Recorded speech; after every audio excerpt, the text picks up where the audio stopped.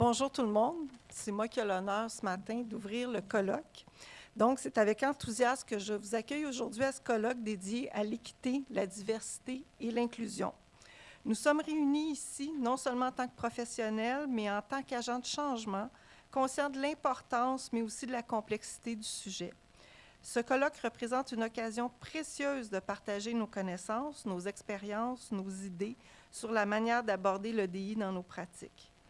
Puisque je ne pourrai pas me joindre à vous à la conclusion de l'événement, je vais dès maintenant remercier toutes les personnes impliquées dans l'organisation du colloque. J'ai une petite liste. Le comité organisateur, Frédéric Bruno, Audrey Bigra, Rita Ardeléane, Bibiana Pulido, Serge Villemur, Karine Morin, Marie-Josée No, Geneviève Lapointe, Ingrid Latou, Marie-Josée Bradley-Gill, Nathalie Podesfinski. Je remercie tous les panélistes, les animateurs, les animatrices, les équipes du Cégep André Laurando, le service audiovisuel, le bistrot du Théâtre des Jardins, notre traiteur, la direction des études, le Brie et Maryse Lachapelle, les étudiants et étudiantes, Anna-Mariana Bouléane, Éléonore Butazoni, Mariama Ba, Cyrine Begdadi, Nassim Saoudi. Je m'excuse s'il y a des noms que je n'ai pas eus à la perfection. Je remercie également nos partenaires, le Réseau interuniversitaire québécois Équité, Diversité, Inclusion, qui est partenaire et co-organisateur, et aussi la précieuse collaboration de Bibiana Pulido. Le Laboratoire d'éthique numérique et de l'intelligence artificielle, l'Institut de recherche sur l'immigration et les pratiques inclusives, l'Université Laval, Collège et Institut Canada. Je remercie également nos partenaires financiers, le CRSH et le Pôle interordre montréalais. Afin d'éviter un malencontreux oubli, je remercie également toutes les personnes qui ont contribué de près ou de loin à cet événement, ainsi que vous, participants et participantes. Je vous souhaite donc un colloque enrichissant et stimulant. Bonne journée à tous. Je cède la parole maintenant à Frédéric, je crois.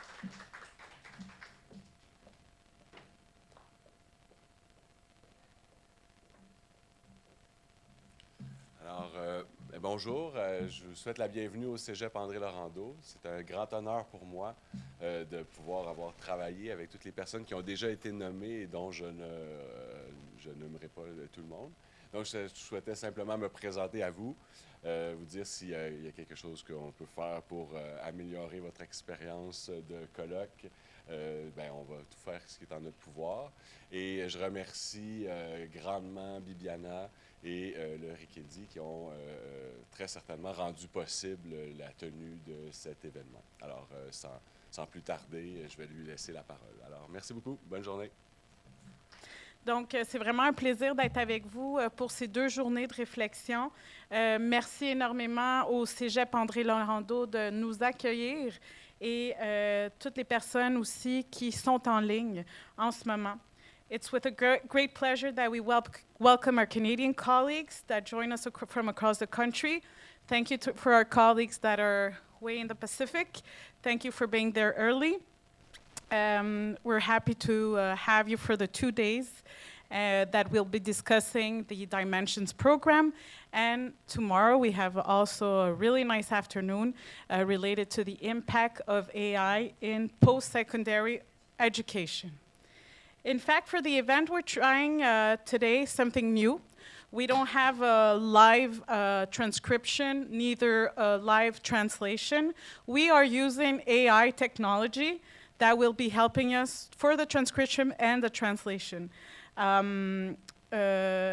No worries, it's our first time, but we have for the people that are online, we have a whole team in the back that will take care of this, and our marvelous colleague, Frédéric Bruno, did 2 weeks of training in order to have this all fixed. So wish us luck. Hopefully this will all work out, and be patient with us because, stuff happens and, it's possible.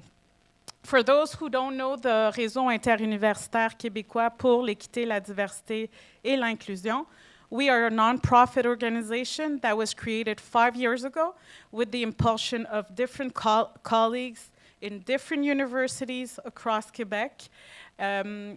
obviously after Canadian research chairs that were asking universities to do EDI action plans.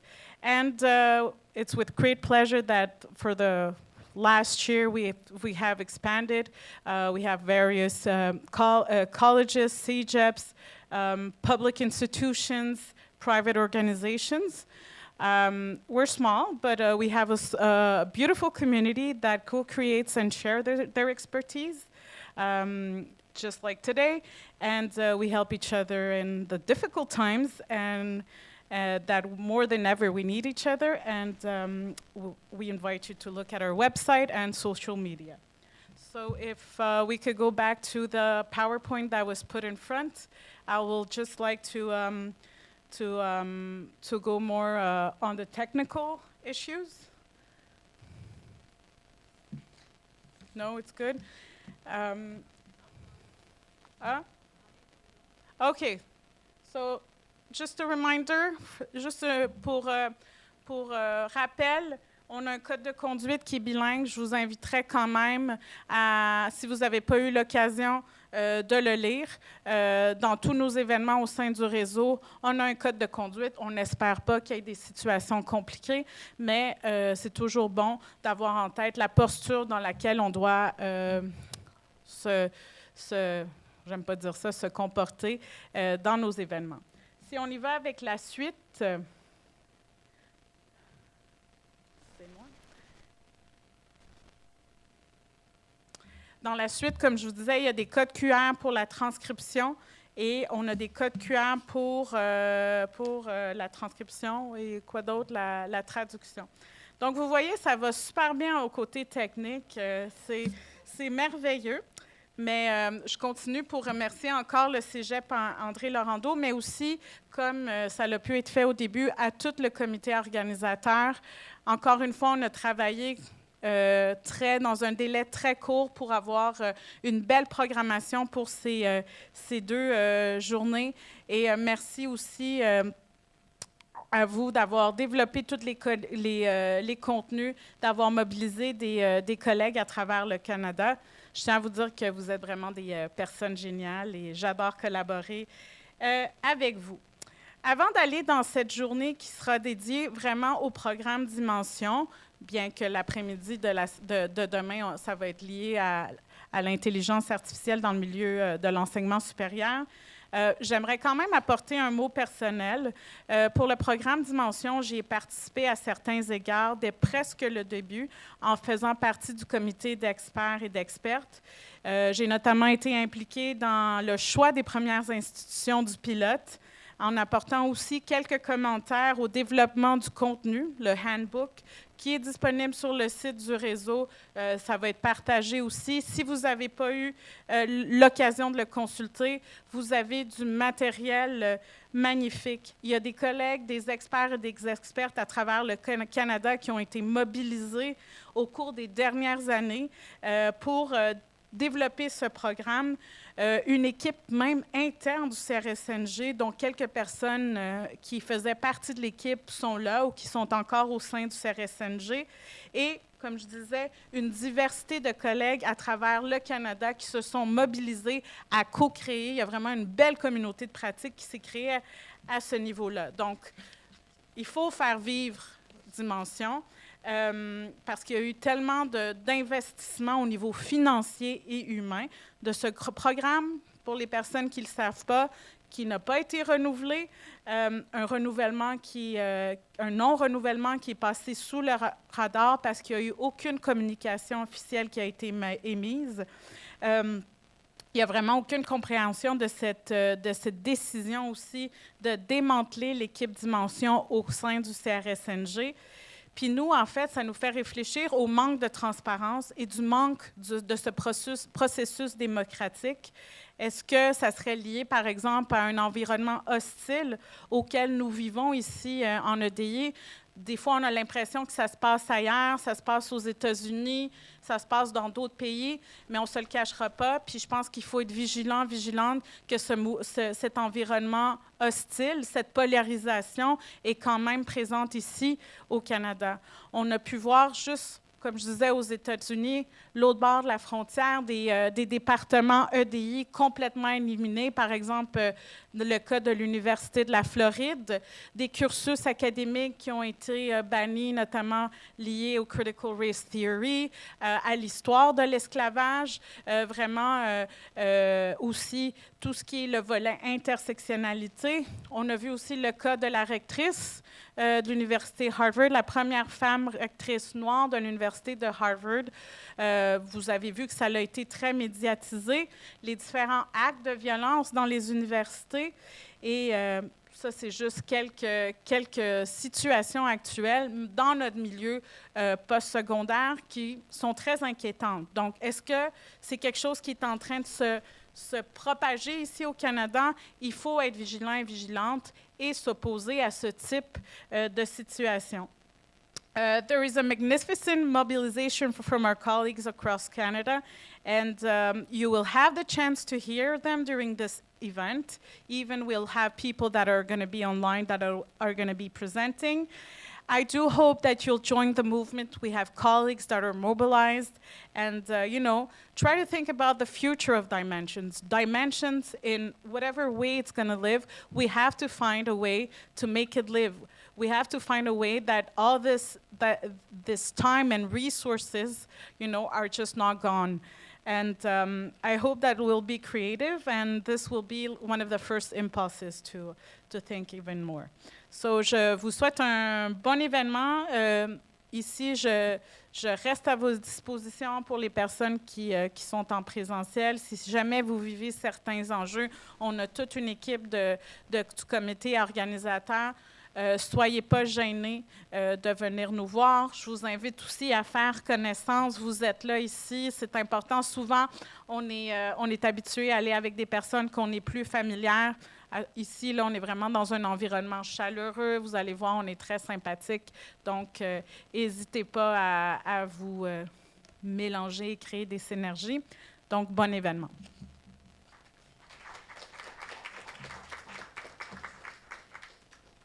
Bonjour à toutes les personnes participantes au colloque, que ce soit en présentiel ou de façon virtuelle. Mon nom est Serge Villemur. Je suis retraité du CRSNG et conseiller en matière d'EDI à temps partiel. J'ai passé 30 ans au CRSNG où j'ai occupé plusieurs postes, dont celui de directeur du programme de chaire pour les femmes en sciences et en génie. Et j'étais aussi responsable, entre autres, de l'intégration des considérations d'EDI dans les politiques et programmes du Conseil. Dans le micro, je recommence à zéro, c'est ça? Donc, ça me fait plaisir. C'est un plaisir pour moi d'animer cette session au sujet du programme Dimension et de présenter notre conférencière. Nathalie Podesfinski est gestionnaire au sein de la Direction des subventions de recherche et bourses au Conseil de recherche en sciences naturelles et en génie. Au cours des 5 dernières années, elle a été gestionnaire de projet pour la conception et la mise en œuvre du programme Dimension. Elle est en fait une constante parce qu'elle a été là du début de 2018 à 2023. Précédemment, elle était gestionnaire de projet pour le Gender Summit 11 d'Amérique du Nord qui a lieu à Montréal en 2017, où elle a joué un rôle crucial dans le succès de l'événement. Nathalie a aussi travaillé en politique fédérale dans divers cabinets ministériels. Donc, elle a une expérience et une expertise qui est très importante et très utile pour les gens qui travaillent en EDI. Nathalie va vous présenter le programme Dimension dans toutes ses facettes, ainsi que les leçons apprises et pratiques prometteuses qui en ont découlé. Comme Bibiana l'a mentionné, le programme a connu une fin relativement discrète lorsque la phase pilote n'a pas été renouvelée, mais cependant, il reste qu'il y a un travail acharné, ou le travail acharné qui a été effectué entre 2018 et 2023 n'est pas perdu. Ce travail peut servir de tremplin à plusieurs autres initiatives dans le milieu postsecondaire, qui représente un des thèmes du colloque d'aujourd'hui et de demain. Avant de laisser le plancher à Nathalie, je vais juste mentionner, pour les personnes qui sont en ligne, si vous avez des questions, des commentaires, c'était la présentation, on va les garder pour la fin. Vous pouvez mettre vos questions dans la fonction chat ou la fonction question. Est-ce que c'est mieux d'utiliser la fonction chat? C'est peut-être plus facile. Donc, on va procéder comme ça. Puis, à ce moment-ci, j'ai le plaisir de laisser le plancher à Nathalie. Nathalie, bienvenue. Merci, Serge. Je suis désolée à tous les participants. j'émerge d'un rhume qui a été assez intense là, dans la dernière semaine. Donc, je suis un peu fond de canne, mais je vais essayer de ne pas trop pour le reste de la présentation. Donc, aujourd'hui, je vais vous présenter c'était quoi le pilote d'innovation pour ceux qui ne sont pas au courant. Je vais présenter les éléments du programme. Comment on a fait le processus de révision des demandes et j'avais parlé des leçons apprises et de certaines pratiques. Donc, vous allez voir tout au long de la présentation, je vais vous présenter des citations d'établissements qui ont été dans le programme Dimension. Je pense que c'est les meilleures personnes qui peuvent témoigner dans le programme Dimension. Donc, je vous lis ici, la participation à Dimension a été un catalyseur pour faire progresser le défi dans l'ensemble de l'écosystème de la recherche. Le programme nous a emmenés à allouer des ressources et à accélérer des activités comme l'analyse comparative des modèles et nous aurions peut-être eu une problème. Donc, qu'est-ce que c'est Dimension? Dimension, c'est une charte de 8 principes que vous pouvez trouver, en fait. Cette charte-là, vous pouvez encore la signer. Je sais qu'il y a beaucoup d'établissements qui n'ont toujours pas signé la charte Dimension. Si vous allez sur le site de la FNJ, vous allez trouver les détails. Et nous avons 147 établissements qui signent la charte en ce moment, donc c'est quand même bien. Après cette partie qui est vraiment terminée, maintenant, c'est le programme de reconnaissance. Donc, je vais en parler toute la présentation. Donc, l'objectif principal de la Dimension, c'est vraiment d'emmener un changement transformationnel au sein de l'écosystème de recherche des établissements postsecondaires canadiens. Donc, je vais peut-être juste recommencer cette diapositive. Donc, comme je disais, Dimension, c'est 2 parties, une charte de 8 principes que vous pouvez trouver en ligne. Je ne vais pas les lire ici. Et d'ailleurs, ce que je disais, c'est que les établissements peuvent effectivement encore signer la charte de 8 principes. Ça vous engage à rien, ça vous engage à rien face à nous. De toute façon, ça a toujours été l'intention que c'était envers vos étudiants, votre personnel. C'est eux, dans le fond, qui vont vous tenir garant si vous signez les principes. Ce pas des principes qui sont compliqués, mais c'est des principes qui vont quand même faire une différence si vous les mettez en action. Donc, après, c'était effectivement un programme de reconnaissance, comme il a été dit avant, qui pour l'instant n'existe plus. Et je vais en parler tout au long, donc vous allez comprendre, dans le fond, c'était quoi le programme comme tel. Donc, l'objectif principal de Dimension, c'était vraiment d'emmener un changement qu'on appelait transformationnel au sein de l'écosystème de recherche des établissements postsecondaires canadiens, en repérant et en espérant d'éliminer les obstacles et les inégalités.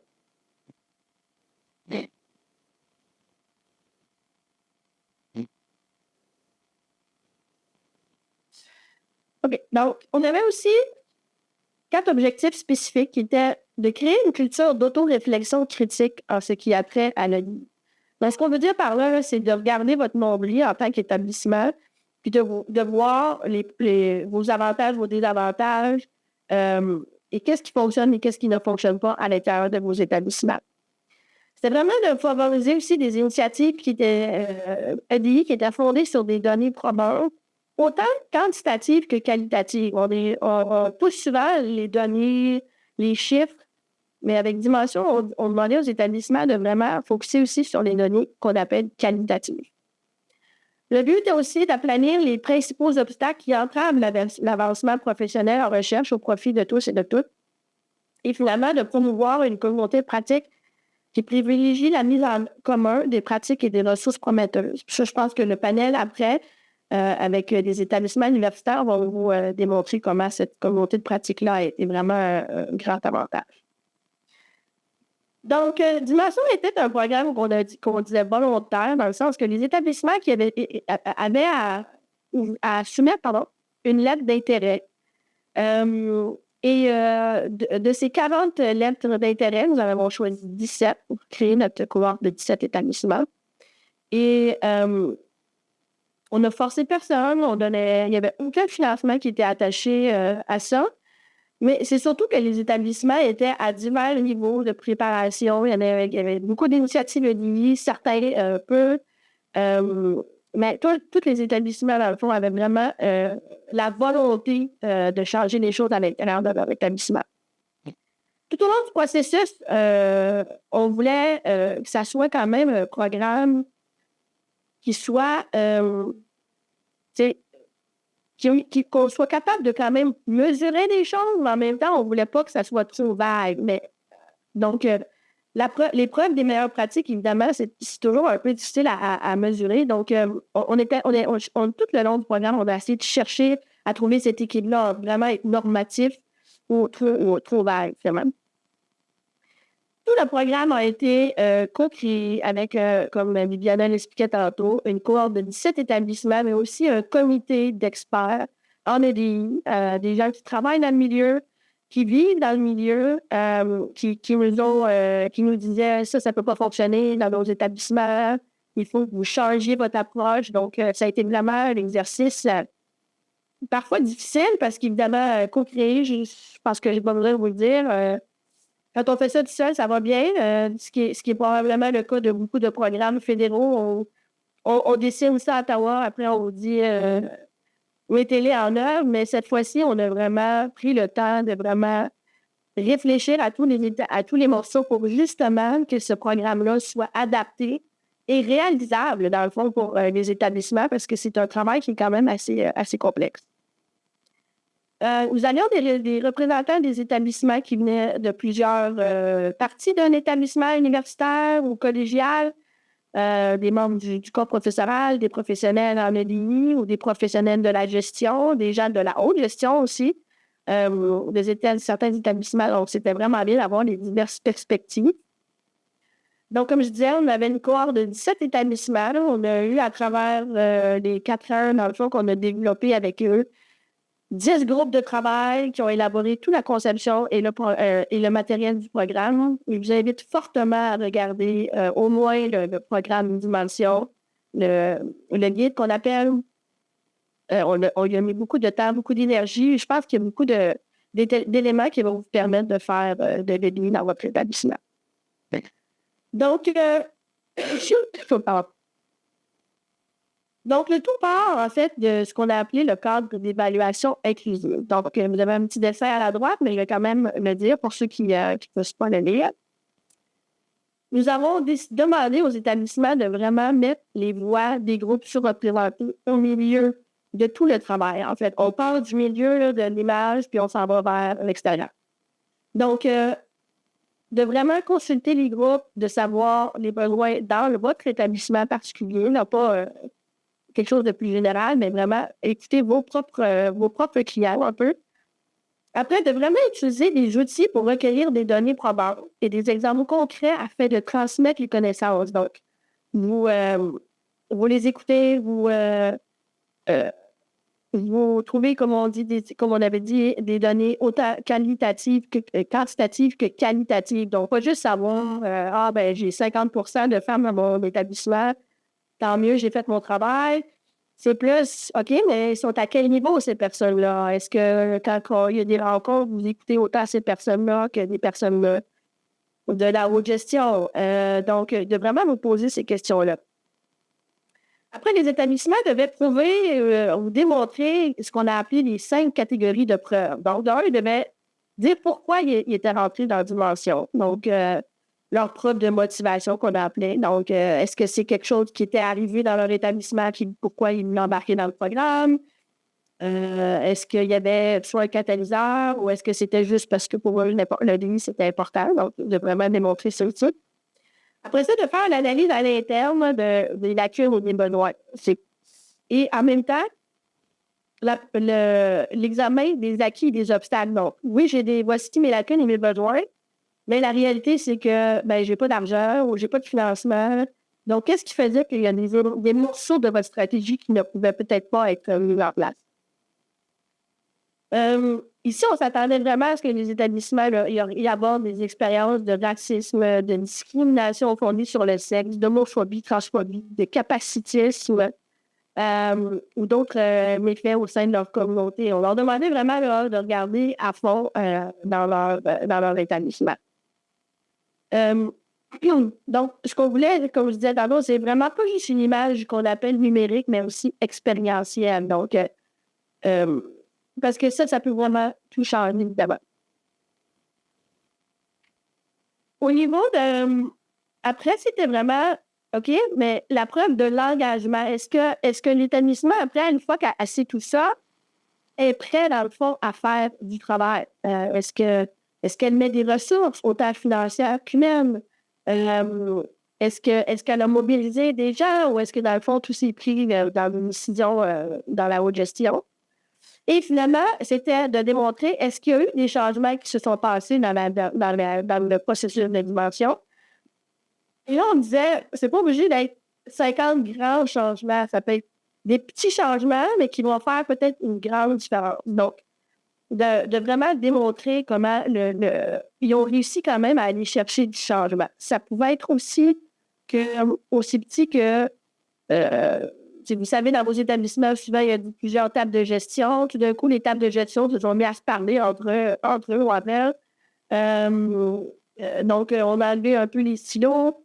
Pour un grand changement, comme tout d'un coup, vous avez créé un poste de directeur de l'EDI, puis que vous avez mis ça dans tous vos plans stratégiques, puis que l'EDI était vraiment partout sur vos sites web. Donc, c'était pas obligé, comme je dis, d'être des grands changements, mais des changements qu'on appelait constructifs. Et tout ça devait être pris dans le contexte que chaque établissement a un contexte différent. Donc, un établissement en Nouvelle-Écosse n'a pas du tout la même réalité qu'un établissement dans le nord du Québec ou francophone à l'extérieur, mettons, en Alberta, qu'une université de U15 versus un collège qui ne fait pas beaucoup de recherche. Donc, chaque établissement, dans le fond, était vraiment évalué par rapport à sa propre réalité et non par rapport aux autres. Donc, c'était vraiment important. Quand on faisait une évaluation, on en parlait tout le temps, mais on regardait vraiment l'établissement, voici ses réalités et comment, dans le fond, il a réussi à surpasser ces trucs-là. Donc, on avait un système de reconnaissance qu'on a de 4 étapes, dans le fond. C'était vraiment dans l'esprit de la construction d'une maison. Il faut avoir une bonne fondation au départ pour être capable après de construire les murs. Donc, la fondation, l'édification, après ça, construire l'édifice. Pardon, jusqu'à un niveau qu'on a appelé de transformation. Il est important, par contre, de se dire que c'était vraiment un continuum, mais qu'à la fin, même si on arrivait à un niveau de transformation, c'était pas la fin, là. C'était pas on a fini notre travail, on peut arrêter le nid. C'est une constante évolution. Et on n'a pas fait non plus le niveau de transformation à un fait qu'on ne soit pas capable de l'atteindre. Ce qu'on disait surtout, c'est les fondations ont commencé à déployer des stratégies. La transformation, ce qu'on disait, c'est que ça devenait plus intrinsèque. On y pensait, mais de façon naturelle. Donc, toujours dans cet esprit-là, c'est qu'on disait que le cycle de travail de dimension, ce qui peut continuer d'ailleurs, tout le travail que je viens de dire, vous n'aurez peut-être pas un petit collant en or après pour vous dire que vous avez une reconnaissance, mais vous pouvez quand même penser, quand vous faites votre travail à quand même prendre ces leçons de dimension et les appliquer dans votre établissement. Donc, on disait que les établissements devaient faire une réflexion, une auto-évaluation critique et mobiliser les gens. Après ça, élaborer et mettre en œuvre les activités et les initiatives prévues dans le plan d'action qu'ils devaient créer. Et après, ça, c'est le bout qu'on oublie là, souvent, c'est de faire l'évaluation des effets des mesures prises et surtout de diffuser les résultats parce qu'on sait très bien que dans beaucoup d'établissements, incluant le gouvernement fédéral, sûrement, on mesure, mais on essaie de ne pas trop mesurer parce qu'on sait qu'il va y avoir des morceaux qui vont être moins beaux, moins jolis. Et souvent, on ne veut pas diffuser ce mot-là, on fait juste diffuser qu'est-ce qui est bon pour pas qu'on ait l'air, pour pas que ça nous donne une mauvaise réputation. Mais dans le fond, à un moment donné, si on n'est pas capable de dire qu'on a un problème, on ne peut pas continuer d'avancer, dans le fond, dans ce processus-là. Donc, de toujours être dans ce module-là de réflexion, d'élaboration, puis d'évaluation, puis de toujours se poser ces questions-là, puis d'ajuster le tir, dans le fond. C'est que si, peut-être que les mesures qu'on a mises en place, c'est plus les bonnes mesures. Donc, est-ce qu'on peut peut-être modifier certaines de ces actions-là? Donc, ici, je ne vais pas passer à travers en détail. C'était plus pour vous montrer visuellement un peu des éléments du guide. Vous voyez, c'était quand même assez coloré. On essayait, à chaque fois qu'on parlait d'un point, de donner des trucs, de mettre des questions aussi que vous pourriez vous poser comme établissement. Est-ce que j'ai fait les bonnes choses? Est-ce que j'ai mis ces mécanismes en place? Pour que vous puissiez faire le travail, dans le fond, sans nécessairement qu'on soit là pour vous aider. Donc, pour ceux qui n'ont pas passé à travers le processus, là, voici les éléments que les 10 établissements qui ont appliqué pour une reconnaissance ont eu à nous donner. Donc, c'était une description de l'établissement. Combien d'étudiants, combien d'employés, c'est quoi leur contexte, leur réalité. Après ça, de nous décrire c'était qui leur équipe d'auto-évaluation. Donc, cette équipe-là devait être mise en place dès le départ pour vraiment coordonner le travail de dimension, qui est quand même un travail assez difficile. Là. Je pense que les établissements pourraient nous le dire. C'était pas juste du plaisir de faire une dimension, mais en même temps, c'est un travail qui est important. Donc, évidemment, il faut le faire. Et après, nous décrire comment ils ont fait la mobilisation, leur stratégie d'engagement, dans le fond. Comment ils ont fait leur analyse du contexte, qu'est-ce qu'ils ont trouvé, est-ce qu'ils ont commencé à faire de la collecte et de l'analyse de données. Si certains établissements n'avaient pas nécessairement commencé, mais ils nous décrivaient, dans le fond, dans leur plan d'action, comment ils allaient s'y prendre dans le futur. Donc, c'était pas nécessaire. Vous n'aviez pas besoin nécessairement d'être un établissement parfait pour avoir une reconnaissance. Il fallait au moins démontrer que vous aviez de l'intérêt dans les choses.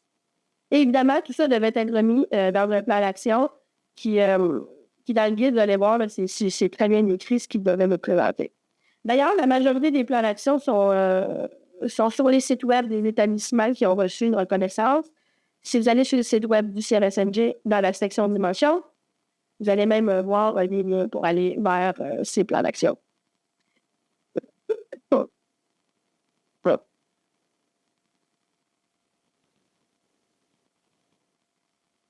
Donc, ici, encore un établissement, la participation en dimension a permis et encouragé le processus d'auto-réflexion continue et a contribué aux travaux en cours liés à la recherche en matière de données. Donc, le processus d'évaluation a fonctionné en 2 parties. La première partie, c'était vraiment une discussion initiale sur les demandes de reconnaissance. Ceci a généré quand même pas mal de commentaires, questions et points importants pour les établissements. Donc, les premières réunions ont eu en novembre. Les réunions ont eu en novembre. Et d'ici, dans le fond, juste avant les vacances de Noël, les établissements ont reçu les points qu'ils devaient améliorer ou répondre à des questions. Puisqu'ils revenaient devant le comité, les établissements venaient présenter devant le comité. Dans le fond, ils venaient un peu comme défendre leur application ou défendre certains points qui ont été soulevés et donner peut-être, dans plusieurs cas, un peu de contexte, dans le fond. Parce que des fois, c'est pas toujours évident de mettre sur papier ce qu'on veut dire. Donc, et lorsqu'ils ont présenté, ils avaient 15 minutes pour faire leur présentation. Il y avait 15 minutes de période de questions et après, le comité a décidé si, effectivement, l'établissement devait recevoir une reconnaissance et à quel niveau, dans le fond. On avait décidé qu'un établissement qui appliquait à un niveau supérieur, s'il n'avait pas nécessairement atteint ce niveau-là, le comité avait le droit de leur donner le niveau en dessous. Donc, les établissements repartaient rarement à le redonnement. Donc, les faits saillants qui ont eu lors la majorité des applications, c'était que les voix, donc les voix des groupes sous-représentés, n'avaient pas été vraiment présents à travers l'application. Donc, c'était pas clair. Est-ce que les voix contribuaient à évaluer l'impact présenté dans le plan d'action ou est-ce que, dans le fond, il y a eu une stratégie d'engagement, mais c'était pas clair après à savoir si les établissements avaient effectivement écouté les voix des groupes sous-représentés. Il n'était pas clair non plus qui était responsable des mesures ou des programmes globaux. Donc, dans beaucoup de plans d'action, c'est souvent le cas, pas qu'on essaie de blâmer quelqu'un, mais à un moment donné, quand il n'y a pas d'imputabilité, vous savez comme moi, que des fois, c'était pas ma faute. Moi, j'ai fait ce que j'avais à faire, mais pendant ce temps-là, les actions ne se font pas, dans le fond. Donc, même la reddition de compte, ça ne transparaissait pas assez dans beaucoup de plans d'action. Donc, sur la même veine, évidemment, dans le plan d'action, les critères de réussite étaient souvent vagues. Donc, évidemment, c'est plus facile d'atteindre les objectifs quand les objectifs ne sont pas clairs au départ. Et souvent, les plans d'action avaient tellement d'actions que, dans le fond, c'était dur de savoir par où elle a commencé. Moi, je dis toujours, c'est peut-être mon expérience en politique là, qui dit qu'on peut bien promettre 100 réalisations dans les premiers 100 jours, mais je veux dire, à un moment donné, il faut quand même être conscient des ressources qu'on a, autant financières que humaines. Donc, c'est important quand même de mettre une certaine priorisation sur certaines actions afin d'être capable de démontrer qu'on a avancé sur des choses. Donc, au niveau des reconnaissances, pour cas que vous ne sachiez pas, on a eu 4 établissements qui ont eu le niveau fondation, donc Moore College, l'Université d'Ottawa, l'Université de Winnipeg et Mountain Methodist University. Et au niveau éducation, Sheridan College, l'Université de Calgary, Wilfrid Laurier University, l'Université of British Columbia, Toronto Metropolitan University, puis l'Université Laval. Donc, certains leçons apprises qu'on pense qui sont importantes au niveau des établissements qui ont réussi à recevoir leur reconnaissance, c'est qu'ils ont embauché du personnel pour faire le travail. Si on fait ça sur le coin d'une table, ça devient quand même assez difficile à long terme de faire fonctionner des initiatives éligibles dans votre établissement. Certains avaient le dit dans leur plan d'action avant la dimension, mais ils ont vraiment ajouté des éléments qui étaient vraiment plus spécifiques à l'ENI. Et ça leur a permis de mettre un petit peu plus de viande sur les os, comme on dit. Donc, je pense que ça, c'est vraiment important parce que pour plusieurs établissements, le plan d'action ou le plan stratégique, c'est vraiment la base de beaucoup du travail qui est fait. Dans beaucoup de cas, ils ont formé des comités, des groupes de travail et en plus de l'équipe d'auto-évaluation. Et l'important, ceux qui ont vraiment réussi, c'est que les groupes de travail, ils travaillaient ensemble. Donc, c'est beau avoir 6 comités sur le ligne, et si les comités entre eux ne partagent pas l'information, ça n'avance pas. Dans plusieurs cas, ils ont vraiment revu, amélioré les politiques. Donc, ils ont sorti leur cartable de politique, pratiques et procédures. Même au niveau des ressources humaines, quand on parle des processus d'embauche. Et ils l'ont fait après avec un regard, donc de se poser des questions. Est-ce qu'il y a moyen de changer le langage utilisé, avoir un langage plus neutre, par exemple? Ou est-ce que quand ils font de la publicité pour des postes, c'est toujours au même endroit, donc finalement, on finit toujours par attirer le même bon. Donc, ça, c'est des exemples.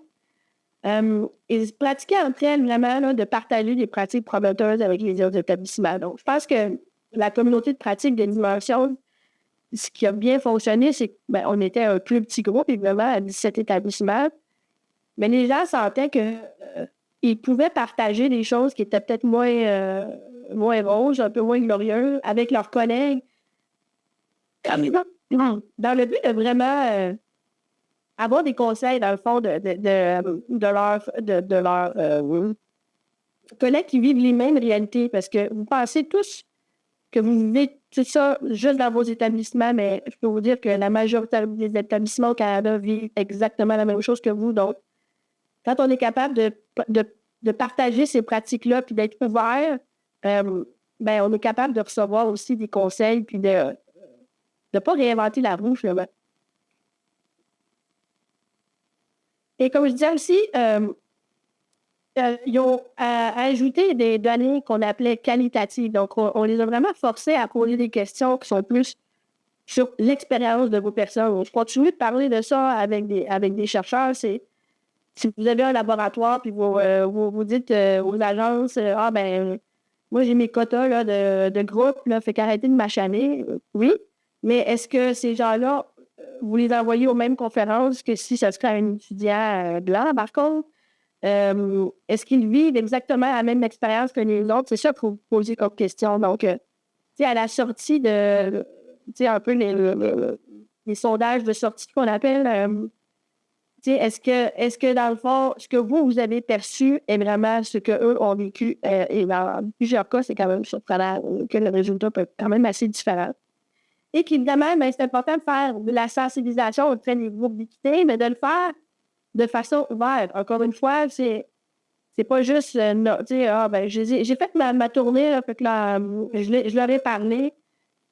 C'est de continuer de les engager durant le processus, que si vous faites des trouvailles, de les sortir dans les rapports pour montrer que, dans le fond, vous les écoutez vraiment, puis que vous avez pris ce qu'ils vous ont dit, puis vous l'avez appliqué dans vos établissements. Donc, ça me semble un peu ici, là, mais c'est vraiment... Ce qui a changé, c'est que le délit, là, c'est quelque chose qui était vraiment aussi dans l'établissement. Donc, comme je dis, ça a été mis sur des sites web, ça a été mis dans des plans stratégiques, ça a été mis dans des postes, ça a été mis dans des discussions de table de gestion, par exemple. Si vous êtes capable, je sais que c'est pas évident parce que les spécialistes en délit, il n'y en a pas beaucoup, mais créer des positions, des bureaux, trouver les bonnes personnes pour faire le travail. Encore une fois, incorporer le DELI dans les pratiques d'embauche, vraiment prendre les données liées pour prendre des décisions informées. Donc, encore une fois, de ne pas faire de la collecte si vous n'êtes pas pour l'utiliser, la donnée. Faites-la pas dans ce temps-là. Mais si vous êtes sérieux dans votre démarche, prendre ces données-là, prendre les décisions en conséquence. Puis, dans le fond, si vous êtes capable de continuer de créer une communauté de pratique, c'est vraiment excellent. Donc, je pense que ce que vous allez voir là-dedans, c'est que c'est pas toujours facile. Je vous dis ça comme si c'était quand même assez facile. Mais il faut quand même impliquer la haute gestion dans tout votre travail, parce qu'évidemment, beaucoup de décisions se font en eux. Donc, c'est important de les garder au courant le plus possible. Quand vous créez votre équipe d'auto-évaluation, c'est vraiment d'avoir quelles sont les responsabilités. Donc, encore une fois, de ne pas créer le groupe juste pour créer le groupe. Quand vous faites l'engagement avec les groupes, c'est de vraiment pour faire avancer les choses et pas juste de pouvoir dire « j'ai parlé à mes groupes et dans le fond, je n'ai plus rien à faire après ça ». J'ai l'envergure de tout ça parce que je pense que pour plusieurs établissements au début de Dimension, là, c'était... en anglais, on dit le scope, l'envergure du projet était quand même assez grande et quand même un peu épargnante pour beaucoup d'établissements. Donc, à un moment donné, c'est mieux de commencer plus petit puis éventuellement de rajouter après, mais que il ne faut pas non plus penser qu'on va régler tous les problèmes dans la première année, ça n'arrivera pas. La collecte de données, c'est pas simple. Autant quantitative que qualitative. Ça prend des systèmes en place, ça prend des mesures de confidentialité de l'information, qui a accès à cette information-là, comment l'information est collectée, où cette information-là est mise dans votre établissement. Comme je disais, qui va avoir accès à cette information-là après. C'est des données, dans beaucoup de cas, qui sont extrêmement sensibles. Donc, il faut vraiment prendre cette information-là avec des pincettes, puis faire vraiment attention parce que si vous ne mettez pas en place les barrières autour de la collecte de données, les gens vont perdre confiance dans votre système et puis les gens ne voudront pas partager leurs données après. Donc, c'est vraiment important. Les gens, ils vous ouvrent dans le fond dans leur vie personnelle, autant que ce soit une donnée quantitative que qualitative. Donc, il faut vraiment utiliser cette information-là avec beaucoup de doigté. Évidemment, vu qu'il n'y a pas beaucoup de groupes privilégiés dans beaucoup d'établissements, ben, on retourne toujours vers les mêmes personnes. Donc, ces personnes-là se sentent toujours comme, pourquoi c'est toujours à moi qu'on me pose ces questions-là? Donc, tu sais, c'est beaucoup de travail de bénévolat que ça demande à ces personnes-là, donc c'est pas évident. Évidemment, si c'est la loi de la poule et l'œuf, là, à un moment donné, je suppose que quand on aura plus de groupes pour l'équité, ça va être plus facile, mais il ne faut quand même pas non plus penser que si quelqu'un vous dit non, ça ne m'intéresse pas de participer à votre effort, ben c'est peut-être parce que ça fait un petit bout là, que cette personne-là elle a mis beaucoup de temps déjà. Donc, il faut quand même respecter tout ça. Puis que la communauté pratique, encore une fois, je lis sur ça. Ouais. Donc, je passais rapidement, là, je vois que l'heure est déjà avancée. Des exemples d'initiatives dans les établissements. Beaucoup ont mis en place des programmes de mentorat, donc création d'outils de webinaires pour le personnel. Un établissement avait un programme qui s'appelait Doyens et Dimensions. Il y avait toute une série de webinaires avec les doyens dans leur établissement qui partageaient leur expérience. Puis souvent, ils étaient jumelés entre gestionnaires qui ne sont pas nécessairement des départements que vous penseriez qui se parlent, en fait. Des fois, ça peut être un aide visuel. On a un établissement qui nous a fourni toutes sortes de beaux dessins qui étaient faits par un étudiant. Que dans beaucoup d'établissements, c'est surprenant, mais le NIE n'était pas dans les évaluations de rendement. Donc, plusieurs établissements ont vraiment mis un emphase sur le NIE dans les rendements. Plusieurs établissements maintenant ont ce qu'on appelle des tableaux de bord en ligne. Merci de Calgary, par contre, si vous allez en ligne, vous allez voir. D'offrir un programme à l'embauche là, pour sensibiliser les nouveaux employés au comité de vérité de réconciliation, par exemple. Et d'avoir des formulaires de rétroaction en ligne de façon anonyme. Donc, ça, c'était bien, bien important. Je vais passer celle-là parce que je suis vraiment en train de perdre ma voix. Donc, je pense qu'un exemple de comment vraiment... qui va peut-être vous aider à mettre du succès de votre côté, là, c'est vraiment d'avoir une stratégie coordonnée dès le début. Et on a vu qu'avec Dimension, le fait que c'était une initiative dirigée par le gouvernement, ça a vraiment beaucoup aidé le programme. On dirait que les établissements, vu que c'était une initiative du gouvernement fédéral, étaient beaucoup plus enclins à embarquer dans le programme. Donc, c'est peut-être ça qui est décevant dans le fait que Dimension ne continue pas. Par contre, évidemment, comme je disais tantôt, les éléments de Dimension peuvent continuer, évidemment, sans nécessairement cette initiative-là. Il faut vraiment penser à tout l'écosystème de recherche et même, pas juste la recherche, le fait de tous les employés dans l'établissement. L'expérience d'un étudiant, dès le départ, peut faire une grande différence si après, ils ont envie de rester dans votre établissement comme professeur, par exemple. Il est important de reconnaître que le NIE, ça fait partie de l'excellence en recherche. Ça ajoute une valeur économique. Je sais qu'on ne veut pas nécessairement mettre le NIE en économie, mais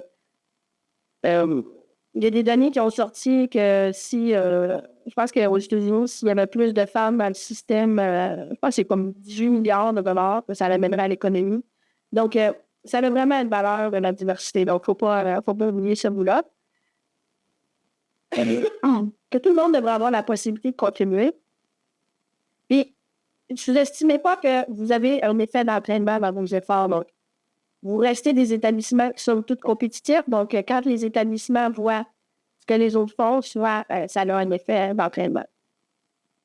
Donc, je comprends que vous êtes tous déçus là, que Dimension ne revient pas. Par contre, je veux quand même soulever que les agences ont continué quand même d'avoir les DINU comme partie importante de nos programmes et de nos établissements. On travaille vraiment fort sur la mise en œuvre des principes de la Déclaration de San Francisco. Pour ceux qui ne le savent pas, vous pouvez aller voir en ligne. On est en train d'avoir un projet pilote sur le CV narratif sur plusieurs de nos programmes. Il y a encore beaucoup d'exigences à dire dans nos programmes du CLSMG. Je continue moi-même de donner des formations par rapport à ça. Nous avons mis en place un plan d'accessibilité. Sur l'accessibilité, il y a même un rapport d'étape qui est sorti juste avant Noël. Et nous avons mis beaucoup d'efforts dans les derniers mois et années sur la recherche autochtone et la réconciliation. Donc, Donc, il y a quand même encore du très bon travail à lui qui se fait dans nos programmes. Donc, je vais arrêter là. Puis si vous avez des questions, vous pouvez les mettre en ligne. Merci. Alors, merci beaucoup, Nathalie.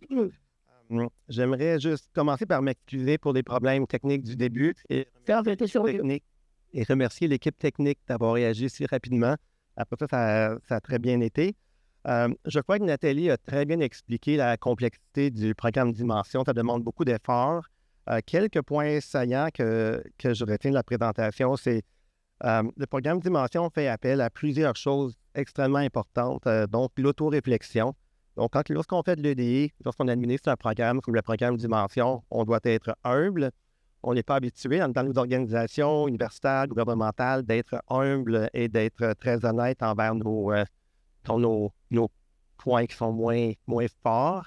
Donc, très important dans une société qui est très individualiste d'être ouvert et très honnête avec nous-mêmes.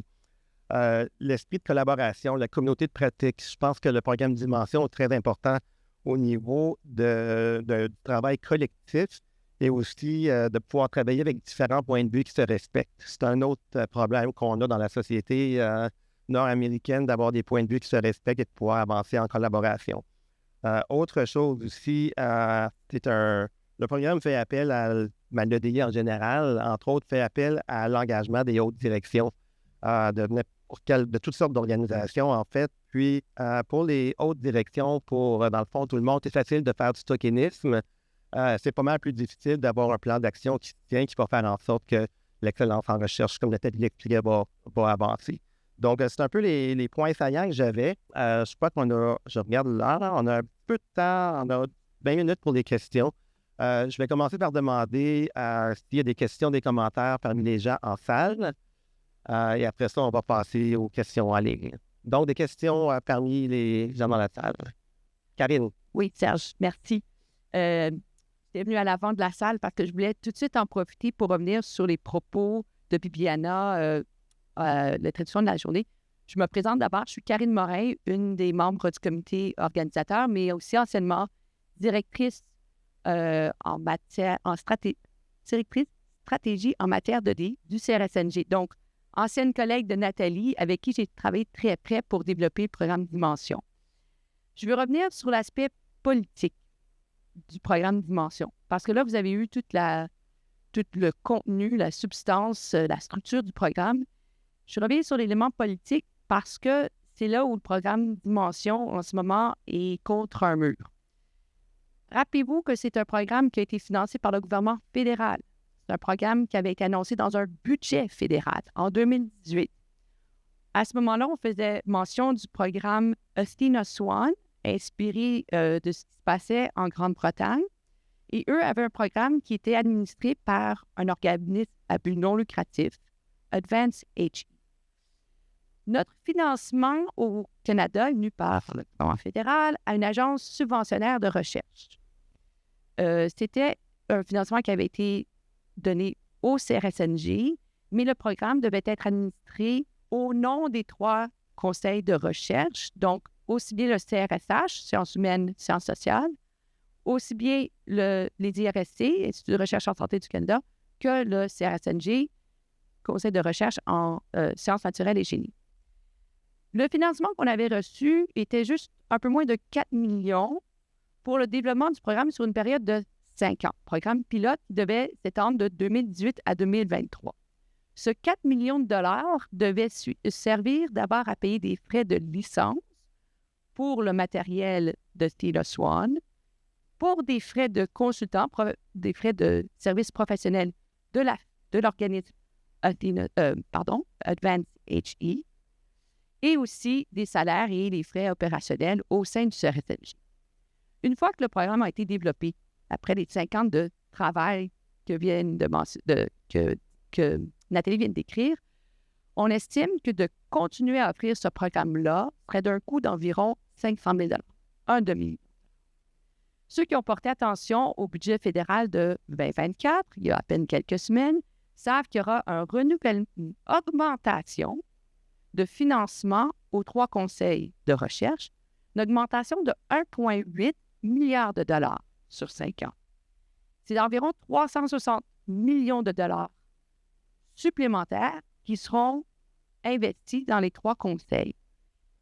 Je reviens sur mon demi-million, 500 000 dollars pour administrer le programme Dimension. Ça serait à peu près 0,15 % de cette augmentation. C'est donc dans le domaine du faisable de continuer le programme Dimension. Ce qui manque, c'est un peu une volonté politique, on dirait.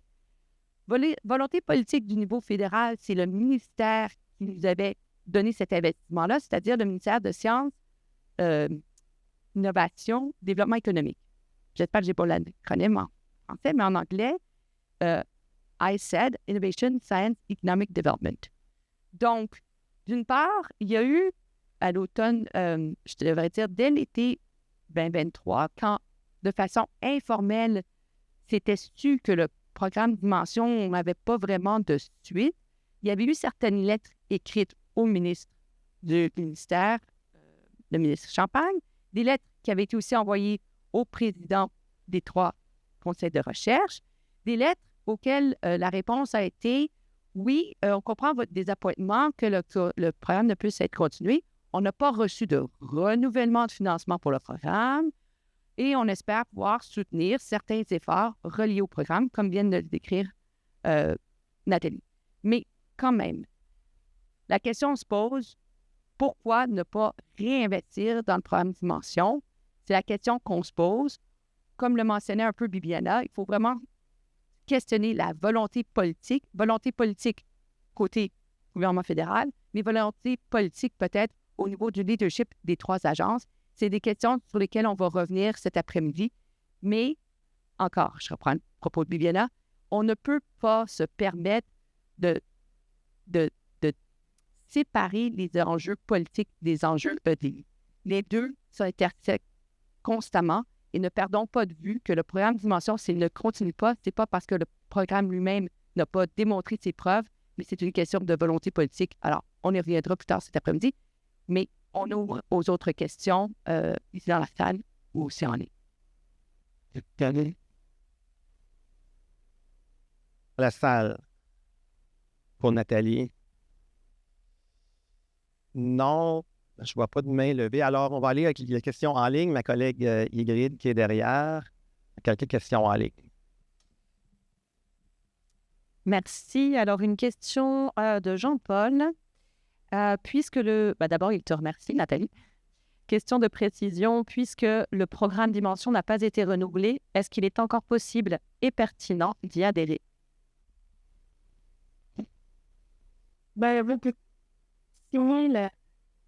Programmatique. Les établissements peuvent encore signer la charte en ligne, mais il n'y a pas... en fait, même avant le programme pilote, les établissements ne pouvaient pas adhérer au programme de reconnaissance. On avait commencé vraiment avec ces 17 établissements-là dans la cohorte pilote.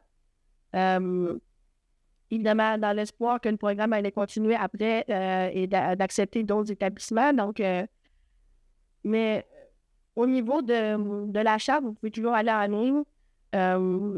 Mais effectivement, après ça, le reste du programme ne continue pas. Donc, vous ne pouvez pas embarquer dans la ligne. Il n'y a plus de communauté de pratique qui est gérée par notre équipe. Donc, ça, c'est d'arrêter.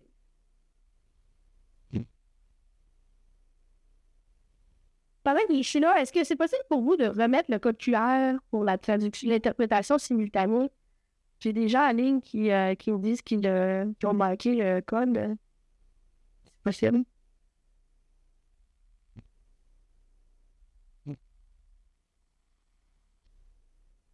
So for those who need simultaneous interpretation, this is the link you need to follow. It should be working now. Sorry for those who arrived maybe a bit late. You didn't see that link. Merci.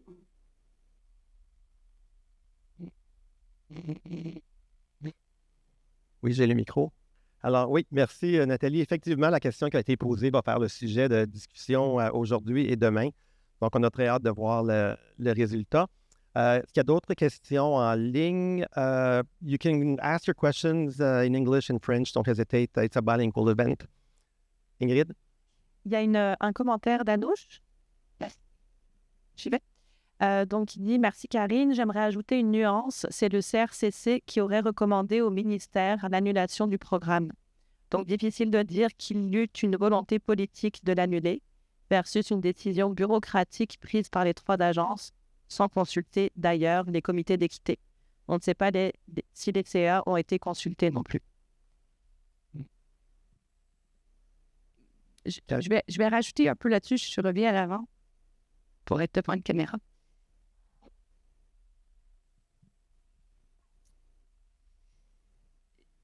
Il faut reconnaître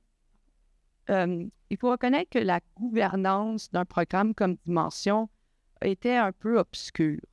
Moi, j'ai parlé d'un programme où on a parlé d'un programme tri-agence, mais un financement qui avait été alloué au CRSNG pour une administration du programme au nom des 3 agences.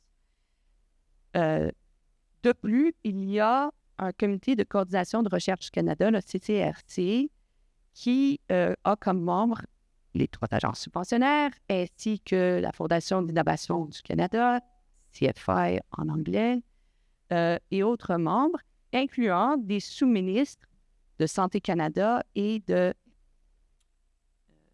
Innovation, Sciences, Développement économique.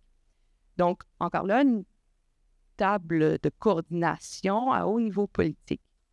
Oui, le programme Dimension était un programme qui était connu de cette table-là. Annuellement, on faisait un rapport de progrès sur toutes les initiatives EDI qui faisaient partie d'un plan commun, plan d'action commun des 3 agences sur l'EDI. Et le programme Dimension s'inscrivait dans le cadre de ce plan d'action des 3 agences. Donc, il est difficile de dire exactement qui, quand, comment et quelle a été la décision de ne pas continuer le programme. C'est un peu ce qui cause cette situation dans laquelle on se retrouve. Mais le comité de coordination était plutôt un comité, n'était pas tout à fait là où se sont prises les différentes décisions par rapport au programme Dimension, et le financement était vraiment géré par le CRSNG au nom des 3 agences. Donc, c'est à déterminer exactement là, qui, quand, comment aurait mis un clou final sur le tombeau de Dimension. C'est un peu difficile, mais certainement une certaine opacité ou obscurité par rapport à la gouvernance aurait annulé ce programme-là. Mais bon, là, je suis un peu dans les détails des choses qui se passent à Ottawa. Je redonne la parole à d'autres qui auraient des questions. Effectivement, Karine, une gouvernance extrêmement compliquée. D'autres questions dans la salle ou en ligne? Any other questions or comments online or in the room? Oui, Ingrid? Ce sera vraiment la dernière parce que c'est déjà l'heure de la pause dépassée. Donc, je permets la dernière question, mais on s'arrêtera ensuite. Une question de Souad. Est-ce que cette annulation du programme Dimension enlèverait la valeur à un projet de recherche doctorale sur l'EDI au niveau de l'utilité et du financement possible?